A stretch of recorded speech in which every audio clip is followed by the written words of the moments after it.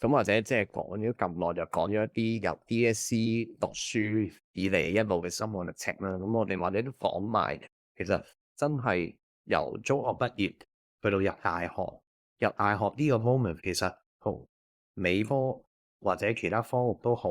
對於我哋真係之後喺大學讀高程上邊有乜幫助，或者去到入到大學，其實係讀緊啲咩嘅咧？大學嘅生活又係點樣？或者我哋講下呢邊。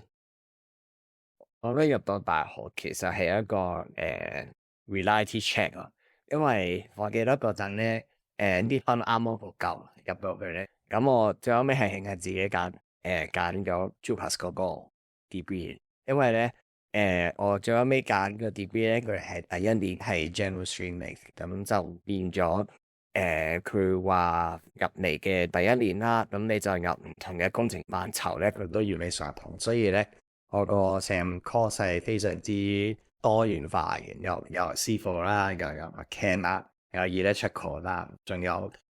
computer science 啦、industrial 啊嗰啲佢都有 course 要讀嘅，跟住仲有啲數學嗰啲都有讀啦。跟住我首先就會發現咧，就算你中學讀咗 M2 咧，所以到大學嘅 maths 嘅 course 都係小巫見大巫，即係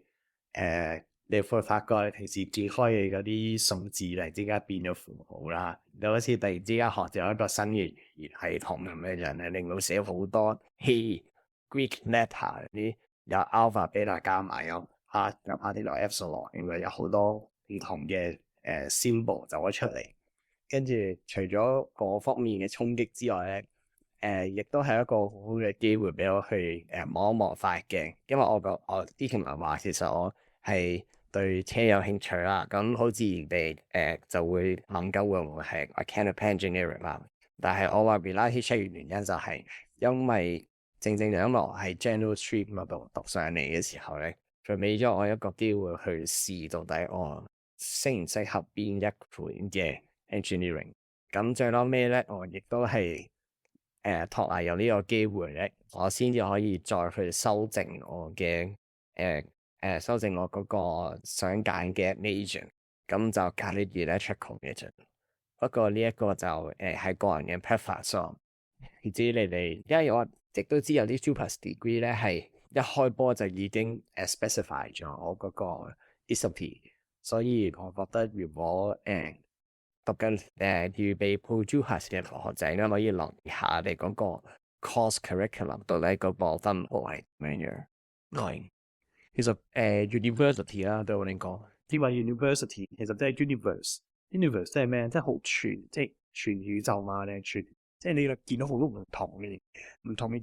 背景、唔同嘅學科，佢哋嘅思維係點樣？其實大學咧同中學有個非常之唔同嘅地方，就係中學咁多嘢都有明答案，因為我上次啱啱講啲中學卷咧，你連嗰啲語境意識啊嗰啲都係有個標準答案。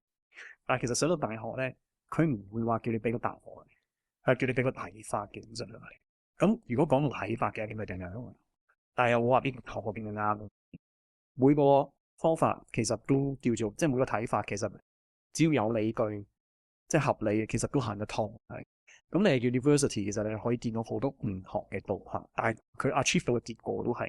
係可以做到嗰個結果出嚟嘅咁樣嘢。所以最有趣嘅地方就係大學。即係觀察多啲唔同嘅，即係識多啲唔同嘅人，觀察多啲唔同嘅做法，體驗多啲唔同嘅活動咁樣。係啦，咁都講一講翻 engine 啦，多啲咧。其實我當年入到去咧都係 general，係啦，佢就入去呢個科嘅 engineering，但係就冇分個 major，即係分邊一種嘅 engineering。咁嗰陣時咧，我 year one 咧我都係 take 咗嗰啲，即係除咗啲好 general 嘅啲咩數學啊之外。咁啊 mechanic 啦，因為我自己本身真係咁中意入 mechanic 入嚟大學嘅。咁同埋都 take 咗師傅，因為師傅咧有啲部分咧，有啲部分就比較似 mechanic，即係例如啲力學啊 mechanics 嗰啲。係，但係師傅嗰啲力學就係例如起橋啊嗰啲咁嘅，即係比 static 少少啦，即係mechanic 啲 dynamic 嗰啲嘅就但係都會試一試咯，試下讀嗰啲師傅 course，睇下自己係咪真係一個師傅嘅人㗎啦咁樣。話定，因為當初我裝行嗰陣，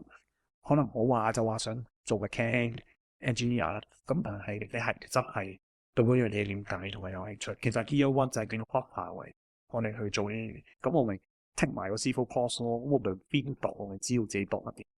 係啦，咁當然啦，最後我做咗 Mechan N 就點解 Mechan N 就因為 civil N 原來同我想象中係完全嘅。以前我以為 civil 定係起樓，淨係啲結構咁樣。咁原來環境工程都係civil 嘅一部分。跟住佢仲有第三個 module。佢個 course 係分三個 module 啦，一部分係嗰啲 bench 嗰啲 structure 啊，嗰啲結構工程啊。第二就係嗰個環境工程啊。第三就係嗰個叫做 geotechnical 啊，土工程啊。咁土工程即係例如你掘隧道啊、掘地矮啊嗰啲咧。咁嗰啲嗰啲學科啊，即係你要讀嗰啲同埋嗰啲岩石啊、嗰啲構本式之類咁樣。其實嗰一科咧對我嚟講嚇，反而係非常之抽象、非常之難。當然人人都唔同，但對我嚟講就好似，如果我要做 civil engineer，我未必搞得掂咧，亦都冇興趣呢樣嘢。跟住反而咪 Mechan N 嗰啲我有興趣，因為啲嘢成做，我都係見到啲嘢成做。反而時課好多時候都係靜呢樣啲嘢。Environmental 可能唔係啦，因為有好多 camp，但係Mechan N 就會見到好多竹嘅嘢咯，亦都會涉及到好多電嘅嘢啦。亦都會涉及到好多啲水啊、火灣嗰啲嘢，好多唔同種類嘅嘢嚟㗎。咁亦都 Mechan N 就本身佢個 characteristic 啊特性就係咧，佢係保持好多個學科匯聚一齊一班。我哋有升電，有升力學，有升電力學，有識生產嗰啲過程，其實都係 Mechan N 嘅。所以嗰陣時我就慢慢喺 Year One 嗰度慢慢去學，咁我就更加確定。我應該要搞 Mechan N 即係 plan。咁我大學第一年咧都係入 general engineering，即係都係同卡神家語一樣咧，係要全部 stream 都要讀一讀，即係有啲初步嘅了解，再睇下自己揀咩即係特定嘅方向再去發展咁樣啦。我就發現咧，土木工程係應該係最適合，因為土木工程咧係一個即係佢需要複合嘅人才呢一類技能嘅人 engineering 嘅知識咧都未必去到最深入，即係我哋唔使去探討到最嗰個冷氣機點樣裝，然後可能每個公面系統裏面最細緻嘅嘢係要點樣安排咁樣，即係我哋係我哋嘅專業知識咧係未去到要鑽研得咁深入嘅，但係咧作為土木工程師咧係要有一個廣泛嘅對工程嘅認識啦。咁呢樣嘢係滿足咗我對工程學業合美咁結合呢樣嘢嘅好奇心嘅，即係我覺得點樣可以做到一啲比較宏大或者可觀嘅建築出嚟，係獲得成功感咧。咁其實土木工程係一個最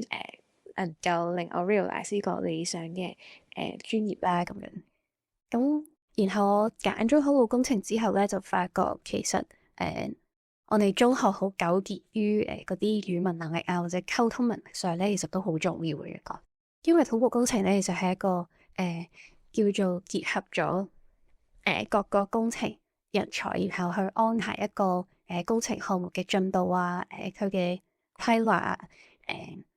可能佢個叫做造價各方面嘅嘢，我哋都要去考慮啦。咁然後咧，用我哋嘅專業知識去同其他 engineering 嘅 field 嘅人去溝通，然後就通過通力合作、團體合作去達成一個目標咁樣。好似即係揀咗呢一科之後，我覺得除咗要學數理知識之外咧，亦都某程度上係實踐到自己可能一啲溝通能力上或者係語文嘅優勢上嘅機會咁樣。咁所以都我覺得呢科亦都係好適合一啲可能佢哋嘅能力係比較平均分配嘅學生咁樣。正如三位朋友仔頭先提及過啦，咁其實咧入到大學啱啱入 Year One 嘅嗰個初期嘅階段咧，其實你就會接觸好多唔同 engineering discipline 嘅一啲專業範疇。咁但係咧，其實呢啲嘅專業範疇最主要俾到你嘅知識咧，就係希望你了解唔同專業所讀嘅範疇係做緊啲乜嘅啦。咁從而等你將來去到真係對工程有興趣或者了解咗自己嘅專長之後咧，咁你其實都可以透過呢一個學科就並入深化落去，從而成為一個更加專業嘅工程師啦。咁而其實正如啱啱 Kili 所講啦，即係唔同工程其實都會有一個合作嘅機會嘅。咁例如我為例啦，咁我就比較着重於啲大廈入面嘅設施。咁但係大廈入面嘅設施咧，其實都好可能透過自己起一個大廈出嚟，就滿足到成座大廈嘅需求嘅。咁其實咧，我哋都需要喺周邊設施，例如我哋需要電力公司攞電，需要同水務署攞水等等。咁但係過程中咧，其實都會牽動工程範疇嘅。咁而喺呢一溫嘅時候咧，就都有好似啱啱阿連日仔咁講啦。咁其實都錄咗一啲 general 嘅 subject 同埋一啲可能係fundamental 嘅 subject in 然後嘅 discipline。咁我就了解到原來我需要做呢個決定，或者就住呢個需求，或者就住一啲工程上面而啦。諗一啲解決方法之前咧，我就會諗翻當初我其實學咗啲乜嘅，我點樣可以同其他唔同嘅專業人士合作咧？咁嗰陣時都俾咗唔少諗法我嘅。咁去到呢一刻啦，畢業之後啦，我其實都即係好住當初嘅心態啦，即係我希望為一個大廈配一個靈魂。咁所以而家當初學咗嘅知識咧，其實都幫咗做嘢。其實即係講到雲，即係啱啱講話講到雲工啦，就係講到之後，即係其實我哋個 degree 都係住雲一份工程師上辦公啦。因為其實咩，我見嚟緊三位同學，即係Kitty 啦、Carson 啦，同埋 Roger 啦。其實你哋讀嘅科都比較專精，即係例如係Roger 咧屋宇裝備啦，阿 Carson 你係電力啦、V 程啦。G 係土木工程啦，咁好多時候國咧你都有唔對有位，即係例如土木工程做土木工程師咯，係嘛？別基工程有可能就一係嗰啲兩邊啦，一係就係嗰啲鋼鐵啊嗰啲，即係比較波嘅別基嗰邊嗰啲工程啦。預裝備嘅你真係，預裝備都好多嘅，因為其實你有大廈你就會有預裝備喎，其實係好全。有大廈地方有 building 你就有 building services 㗎啦，即係本來就係起個廊咩乜都冇㗎嘛，驗唔到樓。要睇下甚至乎你哋有啲項目咧，我見到係一個高嘅項目啊。咁其實嗰啲大家貌似冇乜嘢存在，咁但係你都會諗，哇咁多綠化設施，其實我哋都喺背後做咗唔少嘅嘢，大家係睇唔到。其實係嘅，好多時候工程咧就係咧，我哋做嘅嘢可能你哋未睇到，出咗事嘅時候你哋先會睇到嘅。即係咁講啊，都係我都想講翻咧，就係其實我係機械工程出身啦，即係本身我讀緊 degree，後尾我都係揀機械工程，我讀呢一科機械工程畢業咁樣樣啦。咁點解我當初 introduction 即係我介紹自己就會話係做環境工程其實因為咧機械工程喺度好嘅之處就係咧，因為佢咩都掂，但係又唔係話好精喎。building services 嗰啲啦，即係 water 嗰下，其實我哋都知發生咩事嗰啲，因為我哋都有學過，但係又唔係話咁精又咁咩。電機工程我哋都有掂過嘅，因為我哋真係讀一啲 course 係關於啲circuit circuit design 呢啲計邊度擺啲面呢啊啲嘅，我哋都要兩步嘅。土木工程可能就係力學啦，即係有啲乜嘢科啊，用一種類嘅一啲material 咩材料嚟啲嗰嚿 chip 啊，即係可以伸到幾長先會斷啊。佢有啲耐用性啊嗰啲嘢，咁呢啲其實土木工程都要有問你條橋啊，起一個建築物出嚟。但係我哋可唔可以做到屋宇裝備工程師啊？其實冇話唔得嘅。咁我嗰陣時咧，我記得節工啦，你要記好多求職數。咁我係好搞笑，即係有一樣嘢就係原來咧，佢冇一個職位係真係叫 mechanical engineer，佢有building services engineer。咁佢嗰啲條件咧就係你要有個 mechanical degree，咁佢都會收你。甚至乎咧，你 apply 中電咧，嗰度好似咩你有啲咩 graduate training program， 即係咩電子工程師培訓計劃咁樣樣啦。咁佢都係話 mechanical 嘅 degree 應該係幾重要嘅。其實喺論上你可以係啦，但係入到去你做一個屋宇裝備工程師，你係咪真係可以同？你係咪真係可以明白入邊做啲咩？我覺得我可以分享下我嗰陣時節工嗰陣，咁我 in 就係 enroll 屋宇裝備嘅 graduate engineer，係啲雜工程師要喎。咁咧 interview 嗰個經理，佢就問嗱你 mechanic 咁你咁佢問到我好多 mechanic 嘅問題。係啦，即係例如嗱呢個地方個冷氣例如個 film 卡個 efficiency 點樣先會高啲啊咁樣。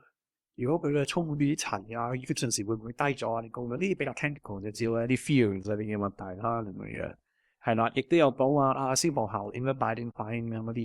嗰啲其實咧，我哋唔係話係咁樣講咩，但係我哋係冇超精，即係走去嗰啲嘢實際上點樣擺運。甚至乎嗰間公司咧，佢係有 written test， 佢 written test 咧上面出嗰啲問題，多多少少你明佢講乜嘢，但係你又未記緊啦。甚至唔到最後咧，經理都會問人：你如果我請咗你，但係你係讀 mechanic 嘅，你應該做 building service engineer 咧，你會睇個聖經，嗰個聖經咧係好厚嘅。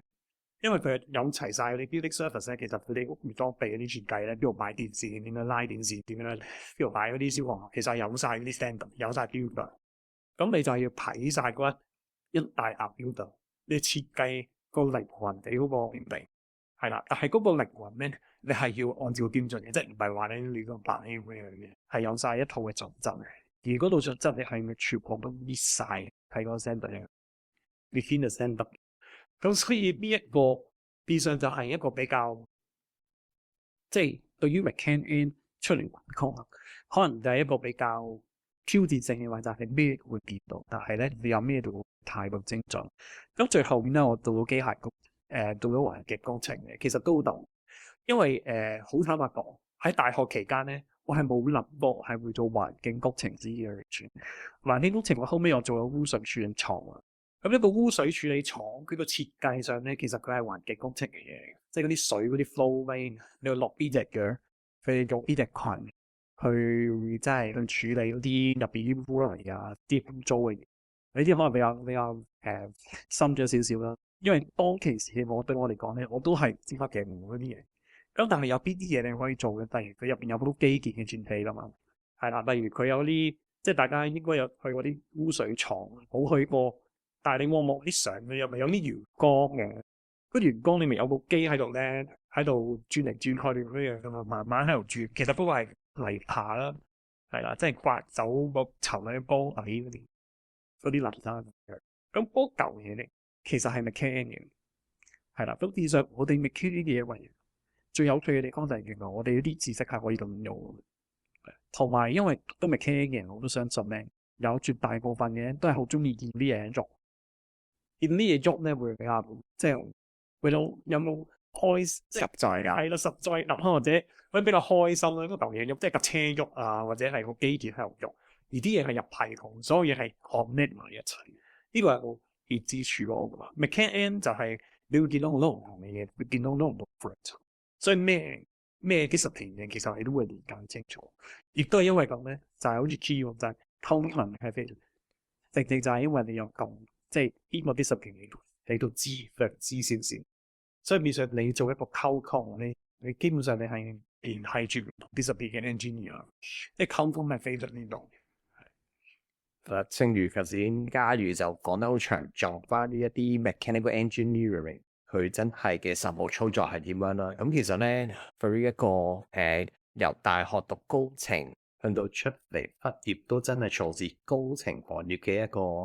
個畢業生啦，咁其實咧，即係我哋喺由中學讀理科去到大學讀工程，其實咧一直累積嘅一啲知識同埋經驗咧，我哋喺出到嚟做嘢真係可以學以致用嘅。即係你就會覺得好似讀數學咁樣讀完，哇，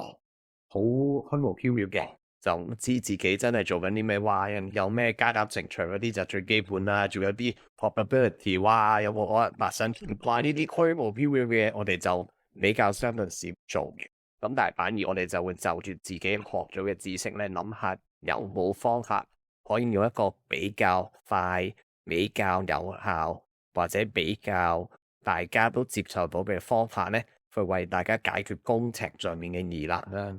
除此之外咧，其實我哋作為工程師都會不停咁樣進修自己嘅。咁除咗大學讀落嘅一啲知識以外咧，我哋其實喺呢個年代啦，作為一個年輕工程師，我哋都不停咁樣去學習一啲新嘅創新科技啦。因為作為工程師咧，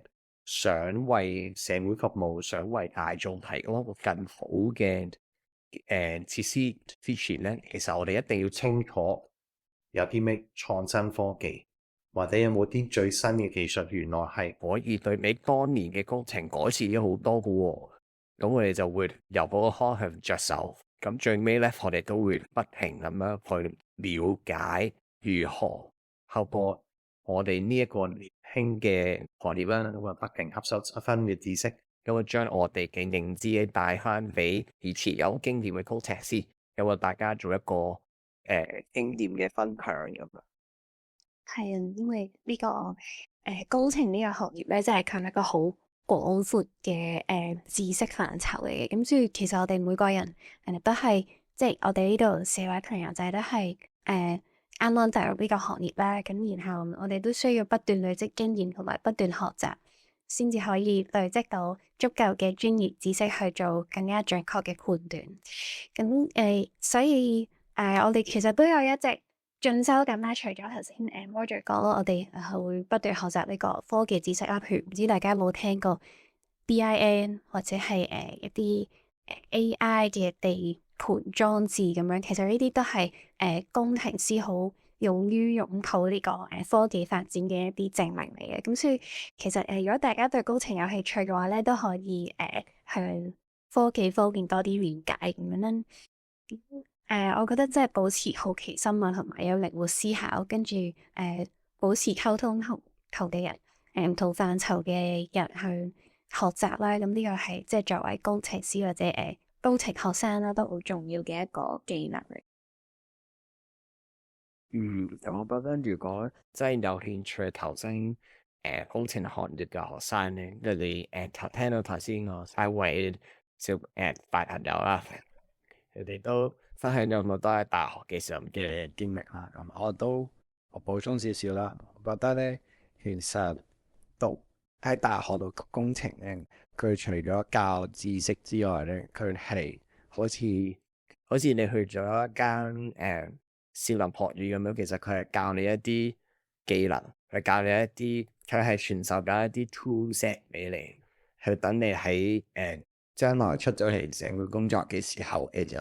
係攞翻呢啲 tool 出嚟去發揮。但係咧，我覺得頭先嘉怡一路講嗰樣嘢都冇錯，但係咧，其實去到大學咧，冇一樣嘢佢絕對嘅啱定錯，因為大學嘅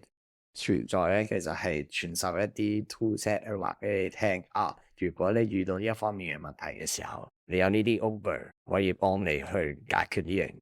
但係你點樣去解決，你用乜嘢方法去解決咧，係完全 up to 你。係，就算到你大個出咗嚟做咗工程師嘅時候咧，都係一樣嘅情況。可能你只會見到個問題，你其實未做落咧，你係唔知個 model eyes 係如何。你係唯有就係用你學咗嘅 tool set 技能知識去嘗試話啊，咁我由呢一方面去逐格去 tackle。而當你以為你解決到嘅時候，可能有第二啲問題浮現出嚟，就要用你嘅 toolkit 入面第二件工具去幫你搞掂嘅。所以我覺得成件事咧係你要喺大學嘅過程裏面要好好地執齊你嘅架測，咁你出到嚟嘅時候，你遇到任何問題咧，你都會即刻話知道我要攞啲乜嘢嚟解決呢個問題咯。絕對同意嘅。其實咧，點樣學到呢一樣嘢咧，反而就係喺大學入邊啊，其實有好多即係佢學嘅嘢咧，除咗你課堂書本上嘅知識之外咧，即係呢個個人經驗嚟睇啦，其實學得最多反而係點樣做 good project。因為 good project 你都係有個 deadline，有個 target，你要做啲乜嘢，但係你用咩方式去做，你點樣同人合作，呢啲嘢教授啊或者老師佢教唔到嘅，你要親身去睇。而呢一啲嘢其實點樣去學咧，就係你有幾多投入。所以其實咧，入到大學即係投入每一樣嘢係非常之重要，係啦，就唔好發課嗰段時間投入咁啊，非常之重要。所以如果係讀緊理科嘅你，或者係大學已經讀緊工程嘅你，就千祈唔好擔心。首先第一啦，工程係咩嚟㗎？即係當然第一啦，讀中學就要了解下自己真係興趣係咪真係想揀一啲比較務實啲，你見得到嘅一啲專業啦。又或者如果真係讀緊大學嘅你亦都可以諗下，其實咁多個唔同嘅專業範疇，工程都好廣闊嘅喎。咁到底自己嘅興趣或者係擅長嘅地方喺邊度啦？咁從而慢慢再去安排你想揀啲咩學科，因為在座我哋呢四位其實都已經係唔同範疇嘅工程專業出身，咁所以而家我哋嘅認知都會有少少出入，同埋我哋經驗都會有唔同嘅。咁如果你真係有興趣，不妨都可以同自己嘅老師咧傾下自己將來有啲咩係比較適合你。好啦，咁希望讀緊書嘅大家或者係求緊職嘅大家咧，聽完我哋呢個 podcast 之後都可以重燃你哋對數理或者係工程學科嘅熱情啦，咁然後繼續努力，繼續加油，我哋頂峰西戰。